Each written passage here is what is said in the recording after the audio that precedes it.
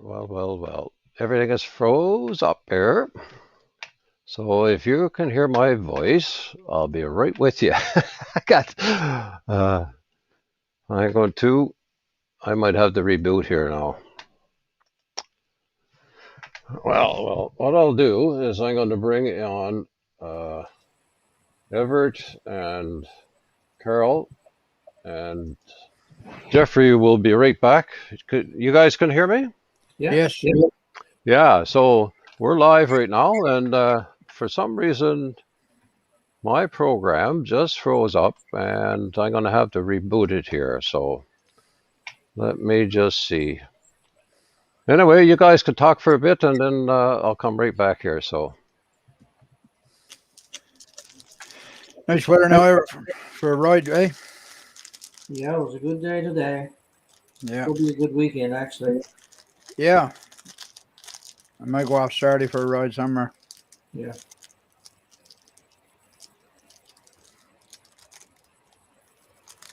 What you got planned for the weekend? Not much, I don't think. Staying around for sure.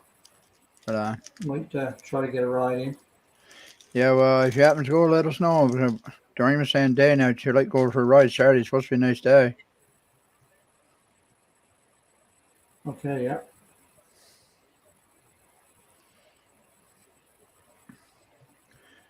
Your bike's squeaky now? I haven't used her since, so I guess she's okay now. Okay. Yeah.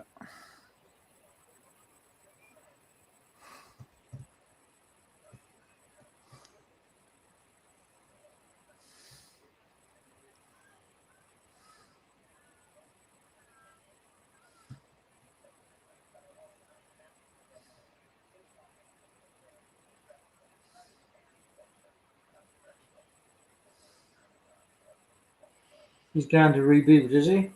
Yeah, I think so, yeah. Okay. Your sound says you got a leak in his truck. Pardon? Your sound looks like you got a power steering leak in his truck. Oh, okay. Jeffrey, can you hear us? Can you hear us, Jeffrey? Okay. Yep, not a problem.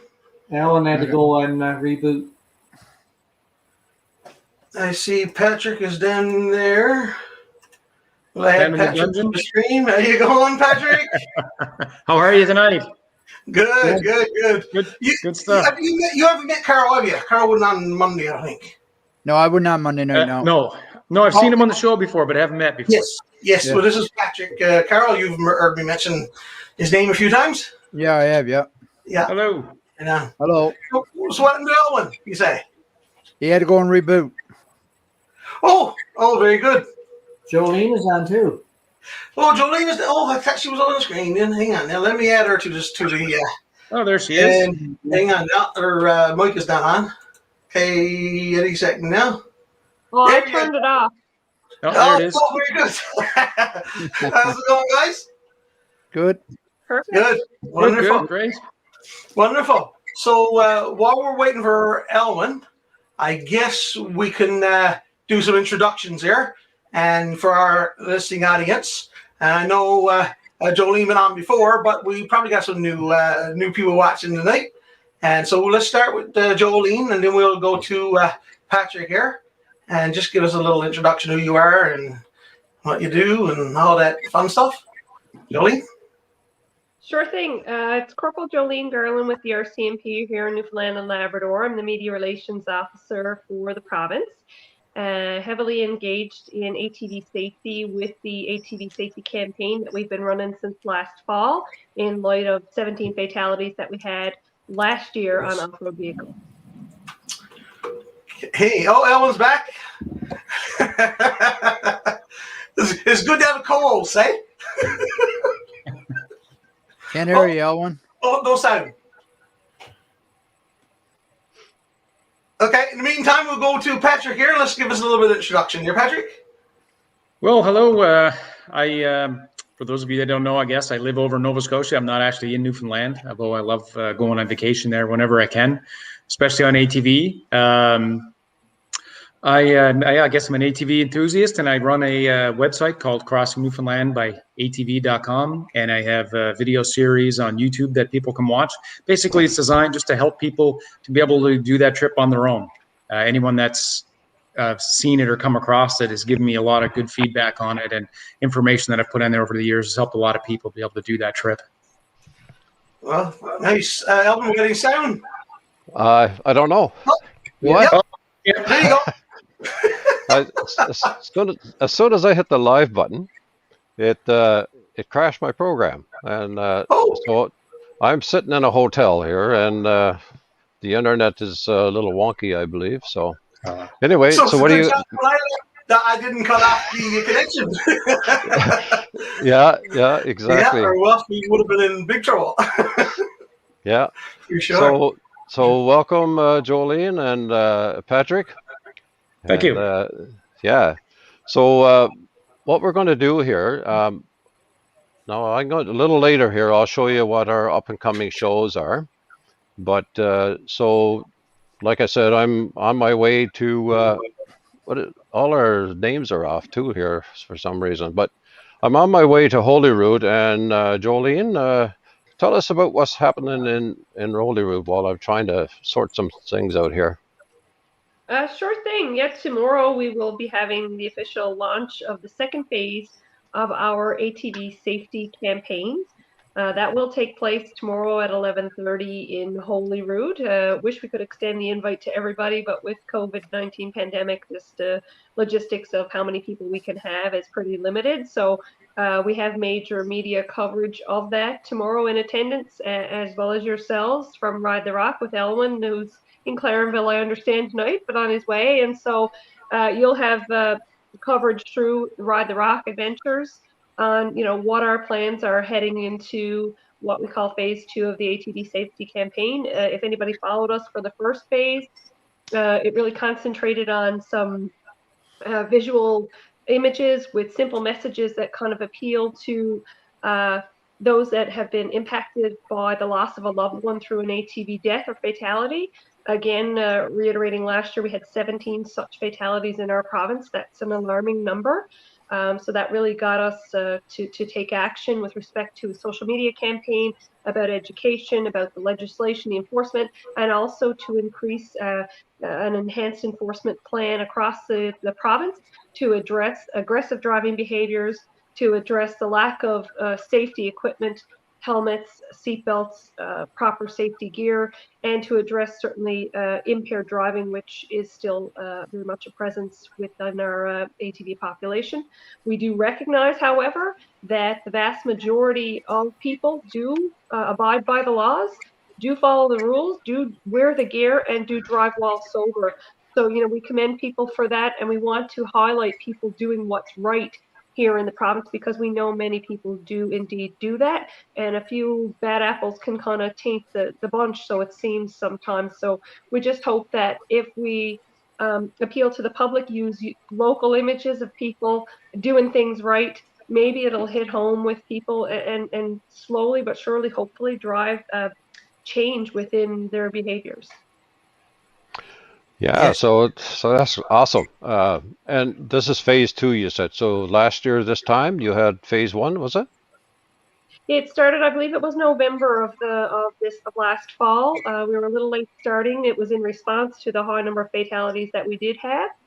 We wanted to take action. So we have seen some, we've been tracking both enforcement and tracking fatalities for the same time period, this time the year before to where we presently sit, to, I guess, gauge some level of success. I know our social media campaign and things like this have, shows like this taking part have really promoted a lot of good conversations and engagement with the public, both in our social media messaging and our enforcement pieces.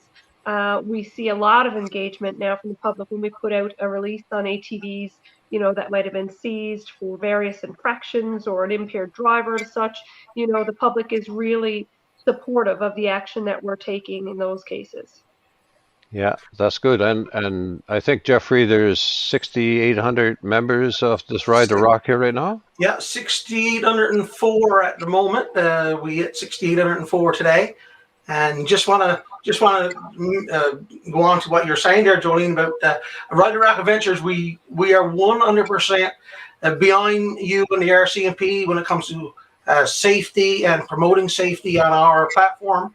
And we do see as well, most of the members and most of the people that we do see on the trails do participate in safe driving, and is very encouraging to see that happening, and it's very encouraging to see more of the public getting involved, and because I'm sure a lot of the incidents that has happened was, I venture to say, 100% preventable if the safe practices was carried out.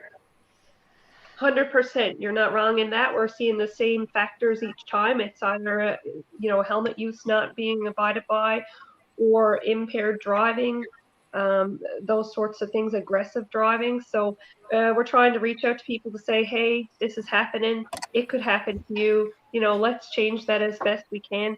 We're not trying to take away from the enjoyment of ATV operation whatsoever. In fact, most of us also enjoy that, myself included. What we're trying to promote is to do it safely so that you can enjoy it. At the end of the day, you come home safely to your loved ones.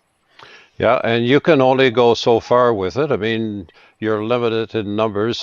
But for all the members that we have on this site here, I mean, we can help you guys not do the enforcement, but the education side of it. And everyone that's watching here tonight or watching the rerun of this, we all got to do our part in that. So, and Yes. like Jeffrey said, that's one thing that we're strong in promoting. Not only the tourism side of riding the trails and riding it safely, but to education and promoting this province that we have here, and the ability to be able to get out and enjoy this kind of stuff, so In a safe way, yes. Yeah. yeah, One thing I'd like to recognize as well is the great partnership that we've formed with you guys in Ride the Rock Adventures. It's fantastic. We appealed to the public just less than a month ago, I guess, looking for images of ATV enthusiasts riding their ATV, showing that they're driving within the rules, showing that they're being sober and sensible, and that sort of thing. And we've got an overwhelming response from the public, and I know that you guys helped us out on that end with respect to promoting what we were doing and asking people for submissions. So no doubt some of the direct submissions that we did receive came from your audience. So we're very appreciative of that. We've got some beautiful pictures of riders wearing the gear and beautiful scenery, and we really hope that people will gravitate to the messages. We've made it more personalized. It's local content, local pictures, and I think it's going to go over really well. So your audience can help us out with our social media campaign by sharing what we put out, whether it be the enforcement pieces or whether it be the educational pieces. It's all going to go a long way. The more people see it, maybe there'll be a little bit more of a buy-in.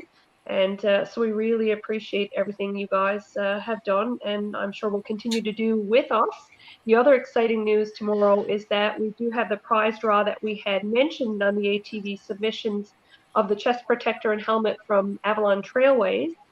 And we've ended up with a lot of other items that we're going to give away for prizes as well, but I won't spoil that information. We'll leave that for tomorrow. Oh, man. Yeah. So one of the things that's going to happen tomorrow, I'm going to set up my camera system there. So I'm going to try to broadcast the event live and put it on our site here.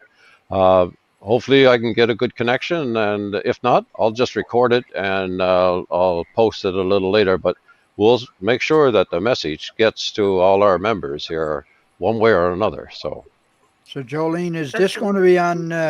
you said the media is going to be there. Is this going to be on CBC or NTV? We have representatives from both CBC and NTV, so I do expect they'll have a coverage on their evening news segment. We also have a reporter from the Telegram and somebody from BOCM. They're all confirmed as coming tomorrow. Wonderful. And we'll have a number of partners. Like I said, Elwyn will be there. We'll have somebody from Avalon Trailways, Avalon ATV, Safety NL, Newfoundland Labrador Liquor Corporation, and Newfoundland Labrador Brain Injury Association. So there'll be a lot of partners there to talk about the different aspects of why we're trying to promote ATV safety in the province. So I got to compliment you guys on doing this because and Patrick is going to tell us some stories, I guess, in a little bit here about traveling the trails and some of the things that he saw and that probably could do better if the message got out there right in the first place. We had a show last week on the ethic on the trails, and it's all part of this. So, safety is one thing, being ethical on another end of it is something else too. So it all plays together, right? So it all ties together, yeah. It all ties together for a more enjoyable ride. Absolutely. Absolutely. Yeah, for sure. Yep. So that's awesome. I really appreciate Jolene. I know you're really busy because you've been working at setting this up and that kind of stuff, and tomorrow's going to be a busy day for you as well. So Sure. I'm glad you come on and explain some things to us, and you're free to stay. It's up to you, or you can go about your business there and carry on what you're doing, getting ready. But it's up to you what you like to do. So. Okay, Cool. well, I Sure, really there might be a appreciate question or two yet. Sorry, go ahead.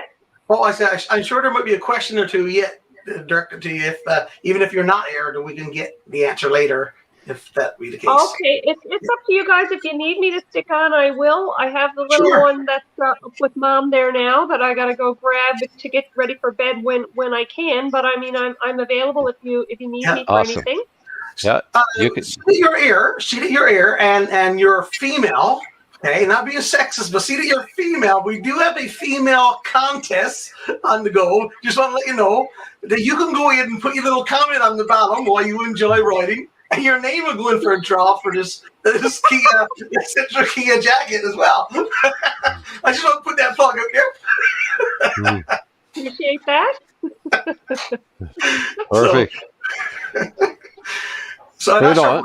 tonight or next show, Elwyn, did we come to a consensus on that? Yeah, we're going to draw for this jacket tonight. Okay.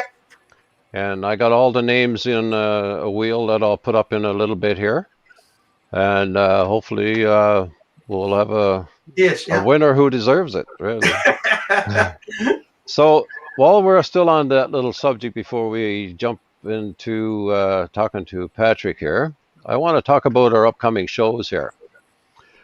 So on June the 9th, I invited some organizations outside of Newfoundland, the New Brunswick and the Nova Scotia chapters of the ATV organizations.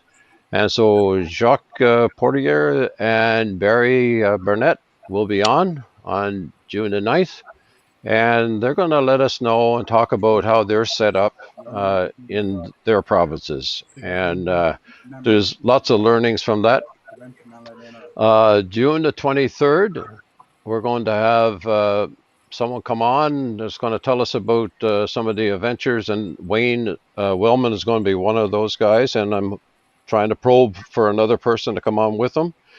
So that's June the 23rd. And we're going to talk about some adventures that he's done or he's going to do, like his plans for this summer. And I know we're talking about July already, but in July we're going to move a little bit into the motorcycle adventures. So the ATV world, the trails, is all the backcountry, and we have, like, this is called Ride the Rock. So riding probably is part of motorcycle, horseback, and ATVs, and so we're going to do something on the front side of it, where people are going on motorcycles, and that's another avenue we'd like to get into as we travel down this Ride the Rock show. So hopefully that's going to be a couple of interesting shows that's coming up, and it might even be one or two shows with the folks from the organizations in New Brunswick and Nova Scotia. So, like I said, like Patrick is from Nova Scotia, so he probably knows those guys, and we're going to have some conversation about what did they do, how they service all the different clubs and that kind of stuff. So, and both of them, I talked to both of them, and they're excited about coming on our show here. So we got lots of good information to spread to all the members of this Ride to Rock here. So, Patrick, how's it going? Oh, you're muted, are you, or what? Or am I muted? No, Nope, sorry about that. I guess I was muted. Yeah. That's good. Should be back on now. Okay, so my first question to you, Patrick, is when did you start coming to Newfoundland to start riding the trailways? 2003. It was the very first time I went over. I didn't even have an ATV back then. My father-in-law and brother-in-law at the time were planning a trip. Actually, they were my father-in-law and brother-in-law to be, because I had just met my wife at the time. I hadn't known her very long, and they were telling me about this great trip they had planned in Newfoundland on ATVs, and were telling me all about it and asked me if I wanted to go. My father-in-law had an extra machine, so I went with them, and that's how it started. It was a fantastic trip. All I could do was talk about it for a couple summers until I bought my own ATV to go back again. You got hooked, didn't you? Did I ever? Did I ever? Yeah. Yes. And you know, it's funny. I know a lot of people that have done the trip, and people message me all the time through my Facebook page and my website and stuff. And I tell people you can't ever do this trip just once. Most people that I know that have done this trip have gone back numerous occasions. So is that how it started, where you end up bringing other people with you, or was that a conscious decision, or just something just happened to happen? I went again with my brother-in-law several years later, and then I had started my blog, my website, and I was supposed to go with a few other fellas who ended up having to cancel at the last minute. So I put a message out on my page saying, hey, I'd like to go on this trip in September if anybody's going on the trip, if they're free. And I get a couple of messages from a couple of groups of different guys that were going that said, you know, feel free to come with us.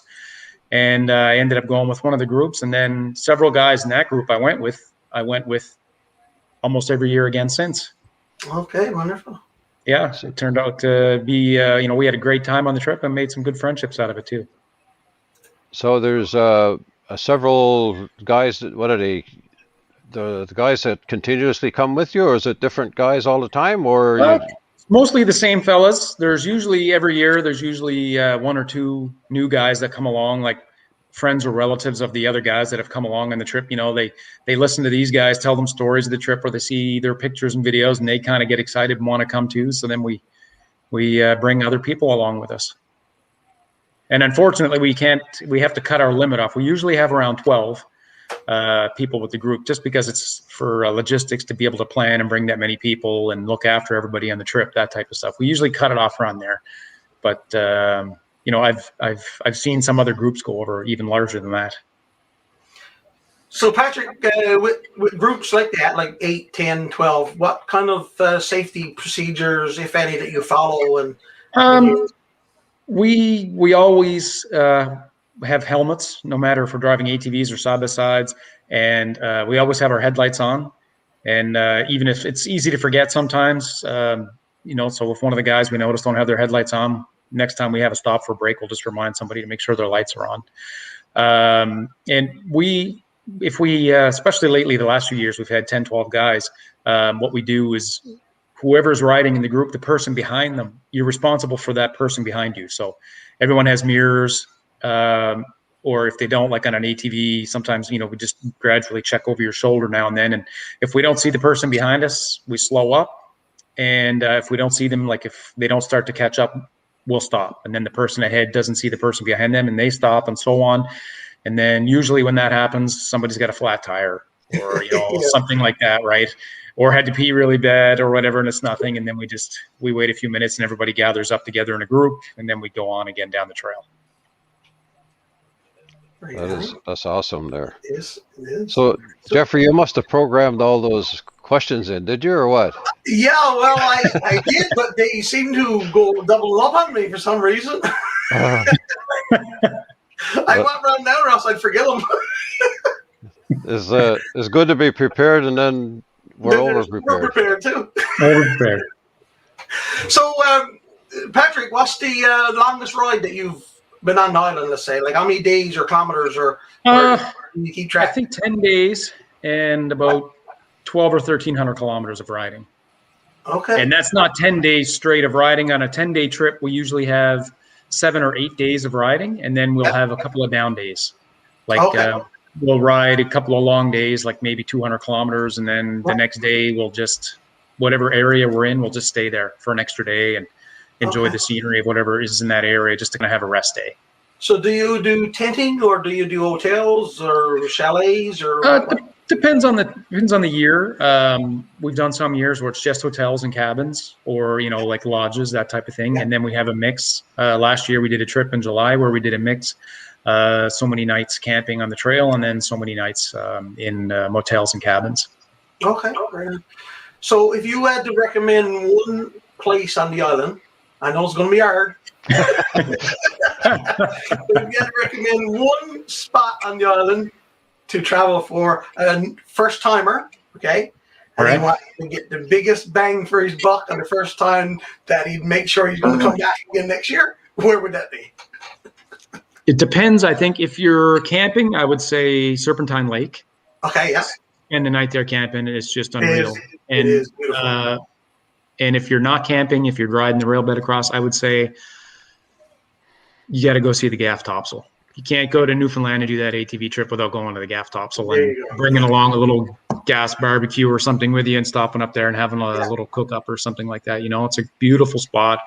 All those flatlands around with all the rocks, 360 degrees view. It's just fantastic up there. It is. And it's relatively easy to get to from the railbed, right? It's only about a kilometer trail. That's pretty easy riding, and you can't miss that spot. So when you do come to the island with guys, do you enjoy, like, let's say if you're here for 5 or 6 days or 10 days, do you like to have sometimes included in that trip some more difficult terrain to ride on, or you just like to have just the trail riding and that's it? We like a mix for sure. Yeah. The first few times I did the trip, we're on the rail bed the entire time, and we still had a great time. But then after we got really comfortable doing it a few times, we got a little more comfortable exploring and taking side trails here and there. And then we found the Lomans sinkhole, and we found Little Codroy Pond, and we found Sugarloaf Mountains and things like that, right? And those are all have a little more adventurous trails to get to, and it's fun. It's a nice break from the rail bed after a little bit. Here we go. Here's Corp when he was on the Gaff yesterday, was it? He's one of our Gaff already. He was on the Gaff yesterday. Apparently. So the snow must be gone then. Yes. And I'll second that Serpentine, that lake. That's a beautiful spot. Anybody wants to stay for a night down there, especially in tent, it is gorgeous down there. Oh yeah, I took a few guys in there last year actually that were new to the trip for the first time, and they all want to go back, and they all want to go back to Serpentine Lake. Yes. They said that was one of their highlights. Pretty nice as well. Pardon? I say Cloudy Pond is pretty nice as well, especially with that lodge. Absolutely. Cloudy Pond Outfitters have a really nice lodge in there, and we spent 2 nights in there last year. Okay. We came all the way back from Hawke's Bay to Cloudy Pond, which was almost 300 kilometers, which is a long way by side by sides. So we still get in before dark. We spent an extra day there the next day. You said the word Hawke's Bay, so you enjoy that? When you mentioned about which place was nicest, I was going to say, see, Jeffrey, he never said Hawke's Bay. He didn't have to go back 3 times. If I was from Mexico, he would have said Hawke's Bay. Trust me. Well, the only problem with Hawke's Bay is for a lot of people, it's a long ways to get there, especially the first timer. From Deer Lake to Hawke's Bay is about 250 kilometers. So that might be out of some people's reach, like for a beginner. But otherwise, if you're up for the adventure, it's a beautiful run up there, especially that new pole line with all the hills and the wide road. It's in really good shape. It's a beautiful trip. Yeah, it comes to Russell's Falls there. That's just beautiful, outstanding waterfalls.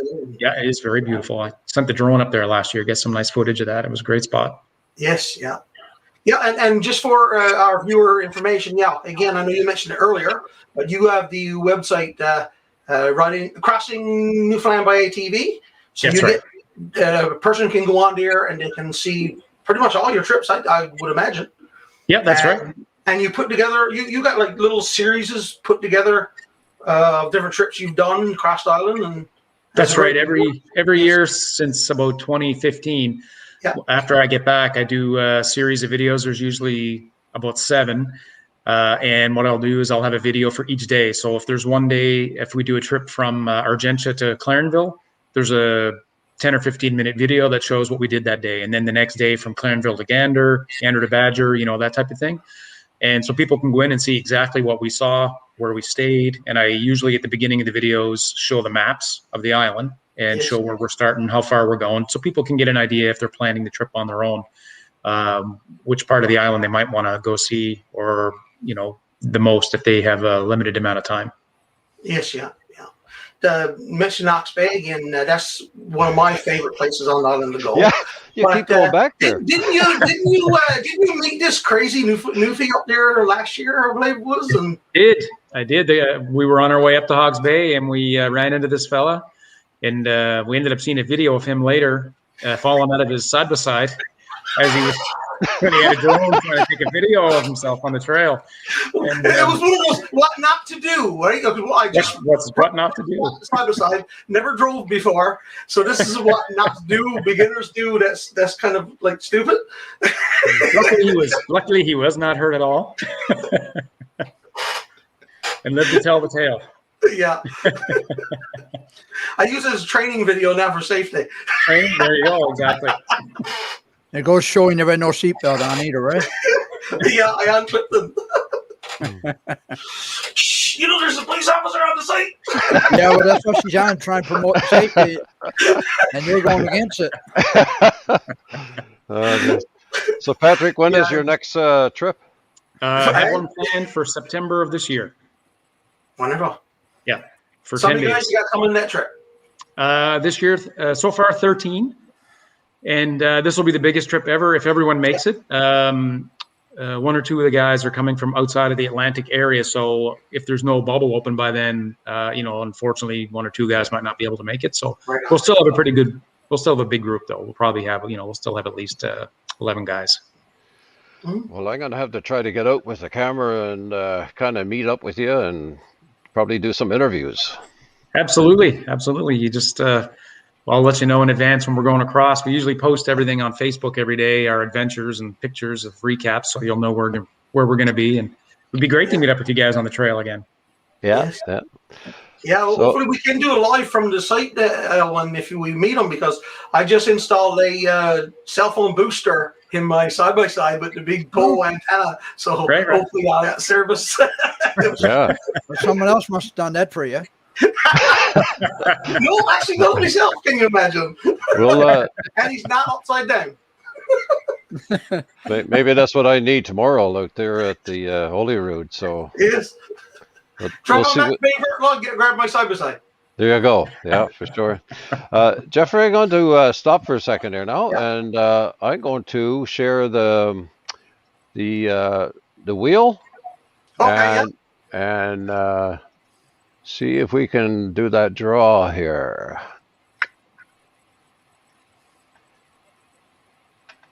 Let me get a full. Let's see if I can get full screen out of this. Full screen. Okay, so there was 8 entries, and I'm going to give her a spin. Here we go.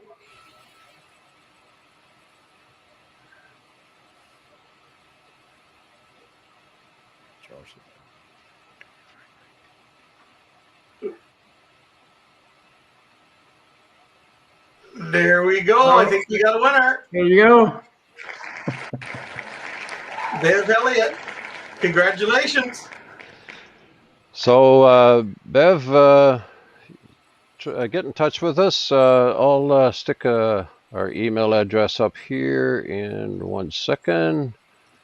One of those email addresses. And let us know where you're at. Give us the your address, and we will send you Oh, sorry. this jacket here, right here. So you're the winner. Cool. I wanted to get that out of the way here before we got too far. So right on. Jolene is gone there now. Yeah, she popped out there. I didn't expect her to stay too long anyway because you know, Yeah, she I'd say got she's quite busy now. oh, you're not kidding. Yeah, she got Yeah, lots of yeah, stuff on for the sure. go there. So For yeah, sure. or no, Oh, she came back in. maybe she tried to enter in on the wheel while it was going. Yeah, that's what she done. Yeah, guaranteed. Uh, Right on. so Patrick, I got a question on cameras. What do Yes. you use for cameras now when you're out and about? I have a couple of GoPro cameras, and I have one usually attached to my helmet, and one somewhere on the side by side. And then I also, when I'm out on foot doing different things, usually just have my cell phone with me, and it takes actually really good video. Okay, that's good. And then another question I have, because I'm kind of same with Jeffrey, he's a bit of a techie on this kind of stuff. What program do you use to do your editing on? I use a program called Camtasia Studio. Oh, It's a pretty straightforward, easy to use one, and I like it because I do a lot of voiceover. If you've seen any of my videos, I do a lot of voiceover, and I record the screen a lot when I'm showing maps and stuff. And it's really, really easy to record the screen with that program and then integrate it into my videos later. Right on. that is great. Yeah, for sure. We'll have to. I'll have to check that out. I'm going to jump in for a second. Yep. Patrick, the moose. Do he have a name? Actually, yes, he does. It's not very creative. One of the guys on the first year I brought him called him Moosey, and it just kind of stuck after that. And everybody used to check in on him now and then, especially if it was raining, and he'd get all soggy and hanging off the front. So I'm not sure if everybody knows who Moosey is and the significance of Moosey, but tell us a little bit about Moosey. I first got him in 2013 on the Argentia ferry going over. I just happened to be in the gift shop about 10 minutes before we got off the boat, and I happened to see him sitting on the shelf and looked at it. I thought it was cute, picked it up, started laughing. And when I brought him along, one of the guys saw him. One of the guys suggested, he said, "You should zip tie him to the front of the machine." And so that's what I did, and he's been along for all the rides now for, I don't know, about 10 or 12,000 kilometers of dusty ATV trails. There you go. Zip-tied moose. Yeah. So the machine that you have, Patrick, is what? Mm-hmm. What do you ride? Right now I have a Can-Am Commander side by side. And how many kilometers you put on a year normally? A year? It varies, but probably 2,000 or 3,000 at least. I've got that one I bought new in 2016, and it's got about 12,500 kilometers on it right now. Okay.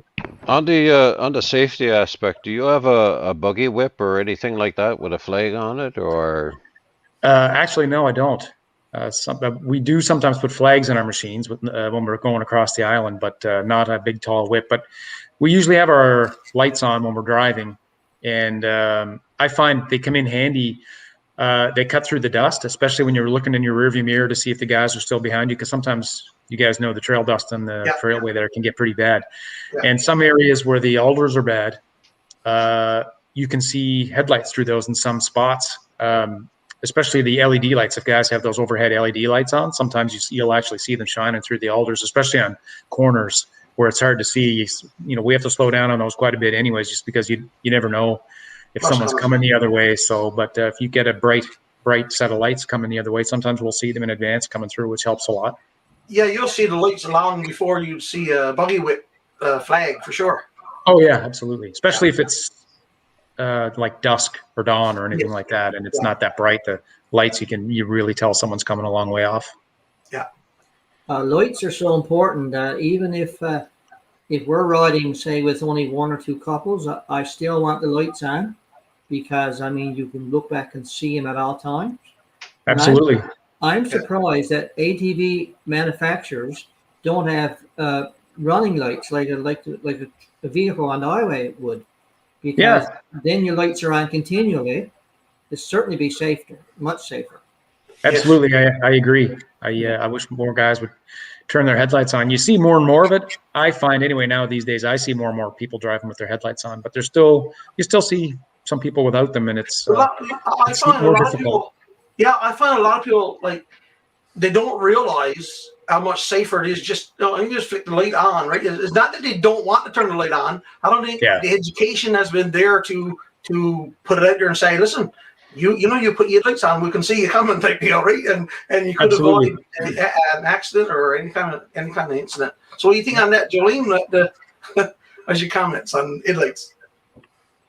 Yeah, definitely a good piece of equipment to be using, and for all the reasons you guys have already talked about, it's and I agree, it's probably not like you said, Jeffrey, because people don't want to do it. They probably just didn't realize that they should do it and that it would be helpful to have them on. So that's definitely one of those things that likewise with snowmobiles, the same thing with the snowmobiles. They have the lights on all the time. Generally speaking, they're running all the time, which is great when you're looking back or you're using your mirrors, like you said, check to make sure your buddy is still there and he's okay. So same thing. Even when you're coming up, sorry, go ahead. The problem with ATVs, most brands that I know anyway, I know mine, is if you stop on the trail, and you stop a dozen times for pictures or whatever, when you start the engine again, the headlights are not on. You got to turn them on every time you start up the engine. So I don't think that's the case now, though, with newer machines. Okay. Because the newer machines actually got the high, low, and off. Okay. Right, and if it's in the low position or the high position, when you start, they'll come on in that position. Jeffrey, those beacon lights that we got on our bikes, that's good for on dusty roads too, because people can see your lights, right? Yeah, Carol and myself, we installed the work hazard lights, the beacons, the flashers. Oh yes. And if like for example, if we're driving through Cornerbrook on the designated trail, that we'll have those flashers on, so that we're even a little bit more noticeable, because you got your it's like a construction worker lights blinking all the time type deal, right? And they flash in different intervals, and you can set them up for different intervals and stuff like that. So, and if it's that you got them on the trails in the dust or whatever, and you're visible, making yourself a little more visible than normal is what we do there. Yeah. Even when you're coming up on somebody, if they're not really paying attention in their mirrors and they're not part of your group, they can see if your headlights are on as well. So yes, that's right. Exactly. Yeah. And as Patrick, has that happened to you? Where you come up on somebody that's going really slow, and you got to chase them for a while? Absolutely, that's happened a few times. And with our group, like I said, some days we'll go a long way, 140 to 200 kilometers. So we like to stop a lot, but then when we're going, we'll go along at a good clip. Our average speed is probably anywhere from 35 to 45 on the long straight stretches that we're going, to try to make up time to get where we're going. And every now and then you'll run across somebody that's kind of out for a Sunday drive, and they're not really paying attention, and they're doing 15 kilometers an hour. And if they don't have any mirrors even to see you back there, a lot of ATVs don't come with horns, so you're stuck behind someone hoping they'll finally notice to let you guys go by, right? And that's happened a few times. But there was a guy one time who did see us coming, because I was able to flick on my roof light. My LED roof light is really bright. It's like a 36-inch light bar. And it lit up to the inside of his cab, I think, from where I was, even though it was daylight a bit. And he kind of looked over his shoulder and realized we were there. And, to his credit, as soon as he saw us, as soon as he knew we were there, he pulled over and let us go by him, right, and waved as we were going by. And last week we found out that there's a lot of people who are hiking now. They're hiking right across Newfoundland, and then there's those fat bikes that are on the trailways, and so everybody's got to pay attention to who's around them, right? And and be courteous to the folks that are coming, but definitely having headlights and or flashers or something, or a horn even, It certainly helps out. I don't have a horn on neither one of my side-by-sides. Yeah, I installed one. Some of the new ones come with them. I know CF Moto come with turn signals and horns and four-way flashers, which I think is great. I wish all manufacturers put them on there. You never know when they'll come in handy. Jeffrey, that could be something we have to invest in, some horns on our bikes. Actually, I was looking at it today, at the horns, and I was looking at the signal flashers. Yeah, well, I can get one over the shop that he puts on the boats, right? Yeah, there you go. Yeah. For when you're at a stop sign on the boat, is it? For when you're at a stop sign, let people know which way you're going. Yes, yeah, that's right. Yeah, See what Jeffrey can do when he looks out to see where the drone is. He can shout out, and someone can hear him. Yes, not a worry. Not a worry. That's awesome. Yeah, all good stuff. Yeah, all good stuff. So, yeah. Anyway. Now it did. Now we're all good solid now. No. I was going to ask Patrick about some advice that he would give a young rider, like someone this is their first time riding a quad or a side-by-side, or they're off age and that, but they're out on the trails. What kind of advice would you pass on to those new riders or younger riders? That's a good question. Being safe, you can't go wrong, right? So don't drive beyond your abilities. I know, especially young fellas, they get out and they might see somebody that's very experienced going out and doing things on machines that they want to go out and try. But if they've never tried it before and they're not familiar with handling a big, heavy ATV, I mean, ATVs now can weigh up to 1,000 pounds, and they're pretty easy to roll over. You don't want to be doing that. So just take your time, get a feel for the machine, go with buddies. You never know when you might break down or get stuck or something like that. It's always good to go with other people in case you need help. You can help each other out, and just keep safety in mind from a parenting aspect. I don't have any kids, but I mean, I'd like to tell them something I think that their parents might tell them. Yes. Yeah, and let people know where you're going, and have some kind of a communication device is probably important to have as well, right? Oh yeah, cell phone. We always bring cell phones. Yeah. And if you're out of range, we have Bluetooth headsets on our helmets so we can talk to each other while we're in groups anyways. It's good conversation for long days, but it's also good to warn other guys if an animal runs out on the trail or there's a washout that you come up quick. It's nice to have those Bluetooth headsets where we can warn each other, the guys in the back, to watch out for something in the next corner, that type of thing. So what kind of distance are you getting out of those Bluetooth headsets? It really varies. They're meant for motorcycles, so out on the highway, that kind of thing. But if you're on a straightaway and there's not many turns, you'll get several hundred meters out of them. Okay. And then if you're in an area where it's a tight woods trail and you happen to be around tight corners, you might only get a few hundred feet, and they'll start to get a little crackly. Yeah. And back to Jolene, what kind of advice would you give to younger riders or new riders? Well, as a parent, I would tell them that they should drive as if their parents were watching them, really. Don't drive any different than you would when mom and dad are around. That would be my best advice. I mean, younger people may want to be a little bit more adventurous or take a little bit more risks, but they really do need to think about the consequences of those risks, especially if you're in the backcountry somewhere. People need to be aware that medical attention is not readily available the further in the backcountry you are. So, taking risks like that, you may be without help for a considerable amount of time. So, always be careful. As Patrick mentioned, have other people with you. You could have mechanical issues. You could have anything that come up. You could get lost, misplaced. Have the communication devices. Have the provisions packed with you in case you do become displaced, stranded, lost, whatnot. Make sure you have some snacks and stuff. Always tell people where you're going. Have a planned route. Have somebody who is waiting for you in case you don't show up.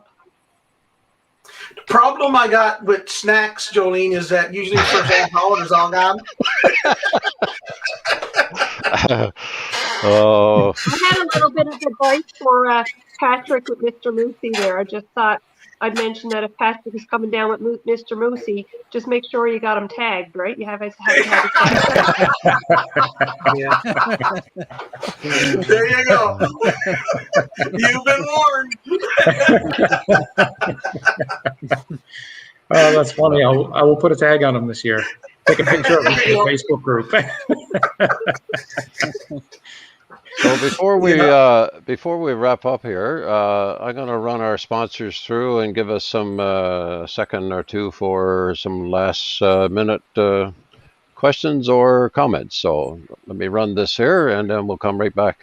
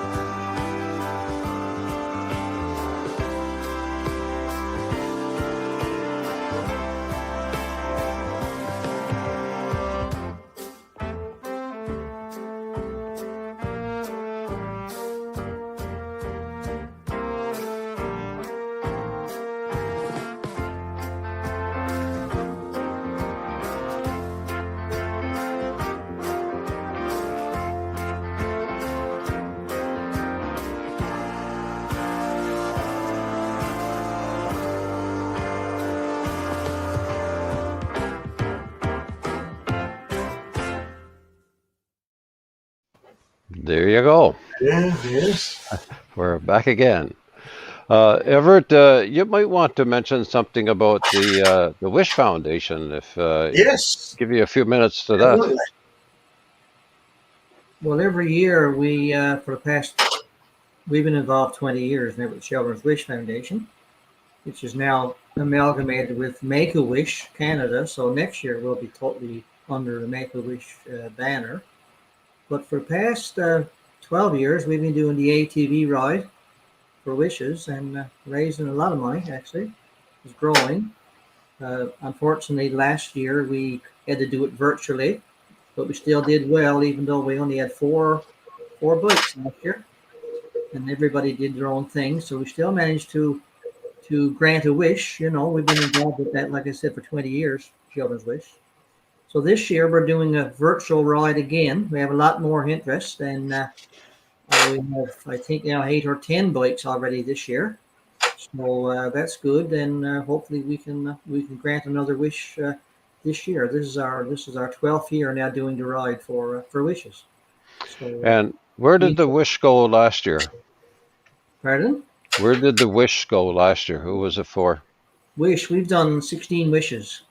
Oh, wow. We've granted 16 wishes in our area. Green Bay, Baybird, and last year, little girl in Kings Point, her wish was to get a bedroom makeover. So we granted her wish, and so we've done 16 wishes, and people have been really good to us. Support has been great, and it feels awful good when you can go to a family and grant a wish for a child. So we've enjoyed doing it, and like I said, we've been doing this for 20 years, so it's nice. We enjoy it. That's just awesome.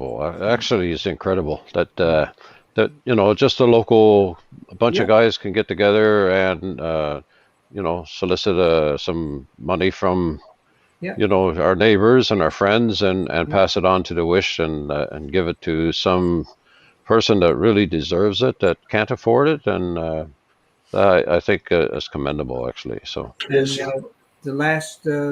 the average wish is $10,000. That's the average, and we've done them as high as 15,000. So it depends on what the child asked for.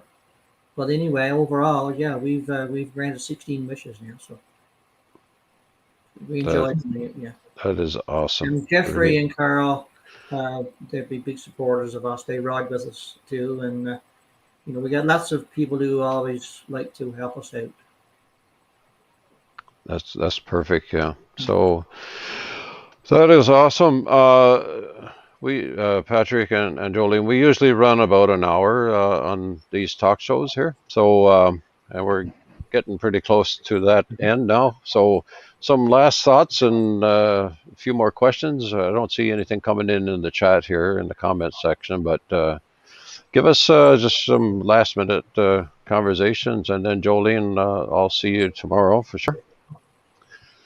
So Jolene, we'll let you go first. Yeah, sure. Final thoughts for me is just, again, I want to thank you, your group. I want to thank your audience for like what I'm sure we've had all those submissions of photos. It was greatly appreciated.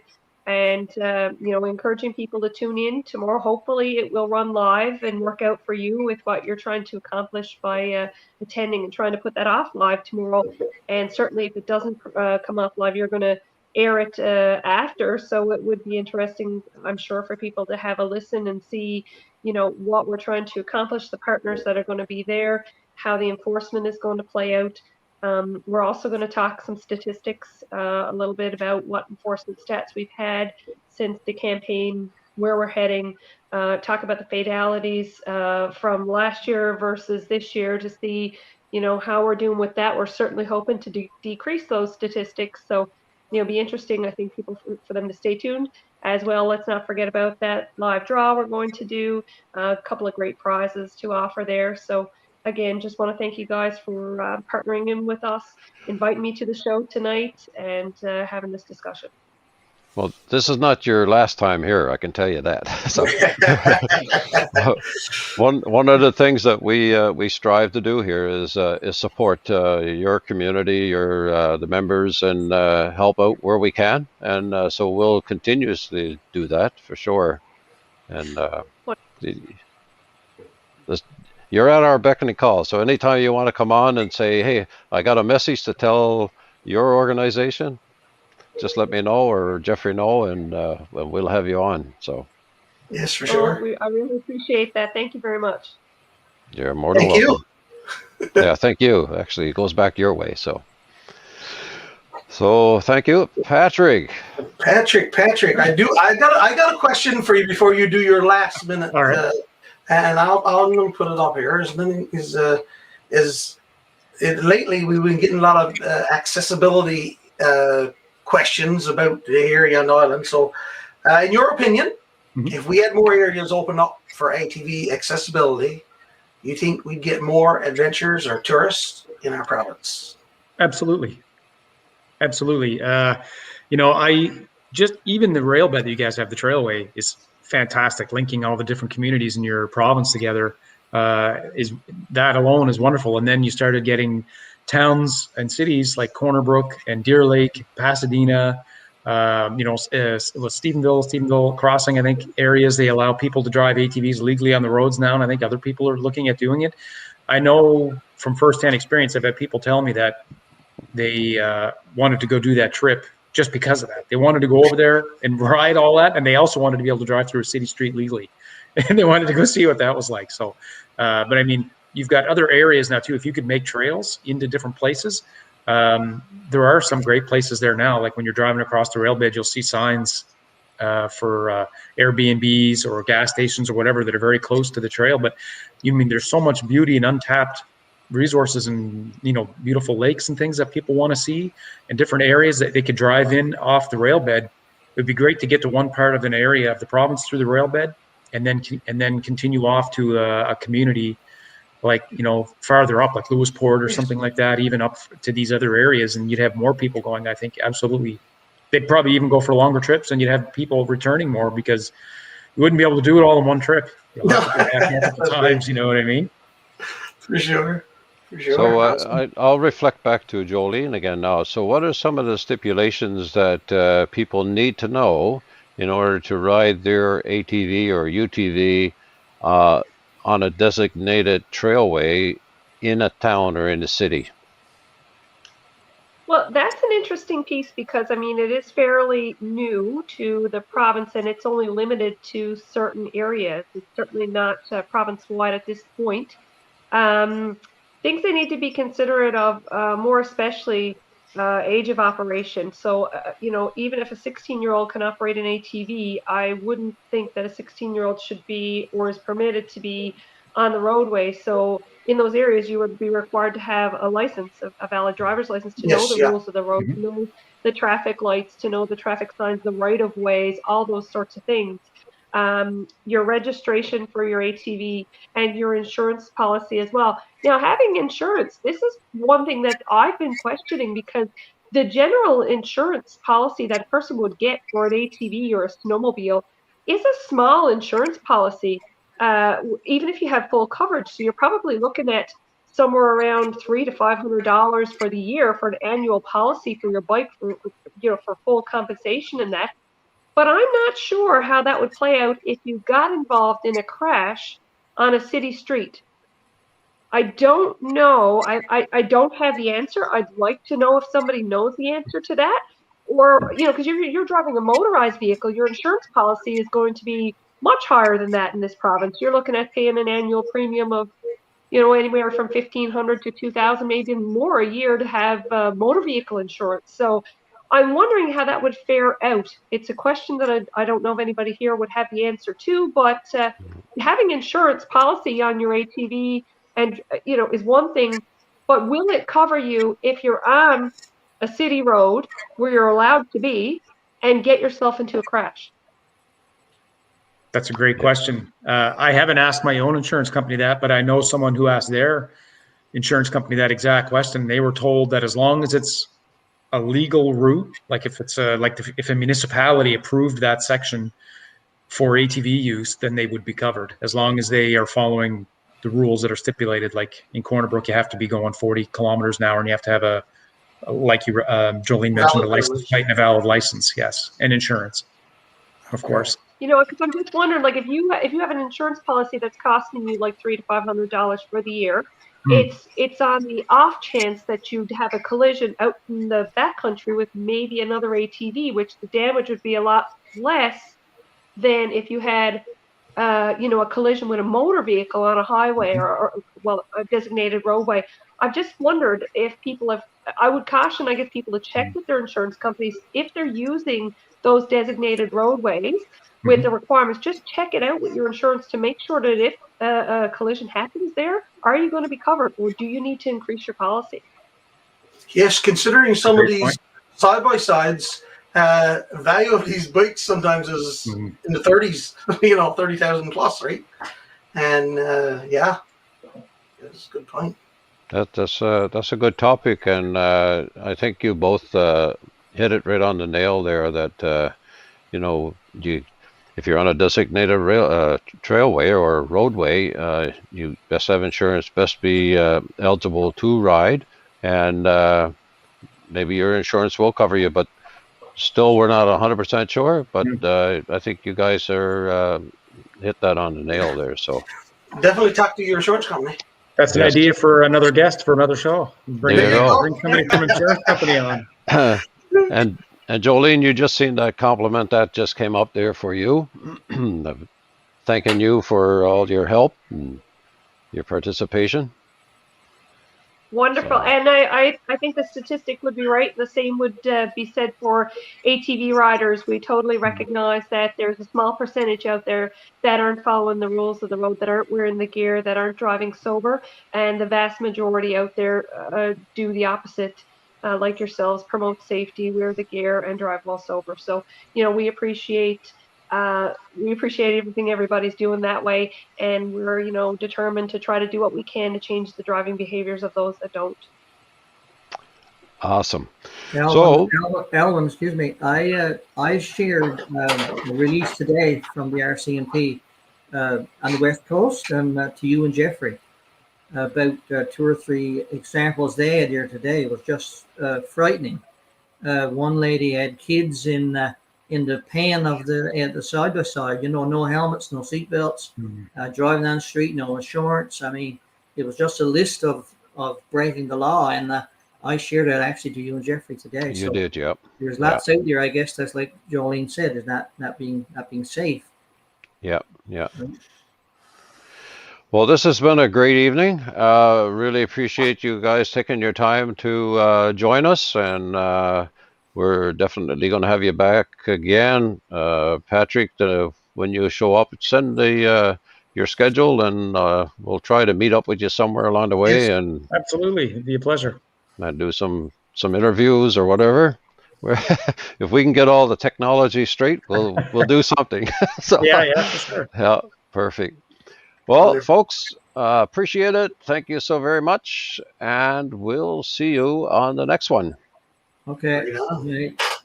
Okay.